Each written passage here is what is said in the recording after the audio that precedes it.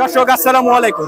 ইসলামী আন্দোলন বাংলাদেশ রংপুর মহানগরের উদ্যোগে এক বিশাল সমাবেশের আয়োজন করা হয়েছে এই রংপুর টাউন হল মাঠে।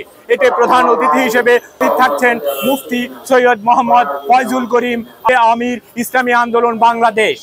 তো আজকের এছাড়াও এখানে বক্তব্য রাখবেন কেন্দ্রীয় সহ স্থায়ী এবং মহানগরের নেতৃবৃন্দরা। তো এখন পর্যন্ত আমার হাতে যে তথ্য রয়েছে সেই তথ্য অনুযায়ী মূলত কিছু ইস্যু ভিত্তিক এই সমাবেশটি হচ্ছে। তাদের প্রধান দাবির মধ্যে রয়েছে প্রয়োজনীয় সংস্কার করতে হবে নির্বাচনের পূর্বে। দ্বিতীয়র মধ্যে রয়েছে যেই গণহত্যা 24-এর যেই গণহত্যা হয়েছে সেই গণহত্যার বিচারকে তারা দেখতে চাচ্ছেন।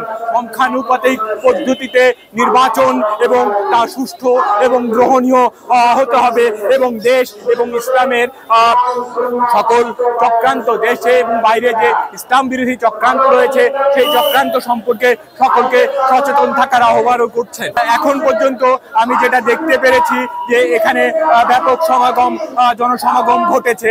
এখনো অবশ্য আমির সাহেব অর্থাৎ সৈয়দ মোহাম্মদ ফয়জুল করিম সাহেব এখনো এখানে উপস্থিত হননি।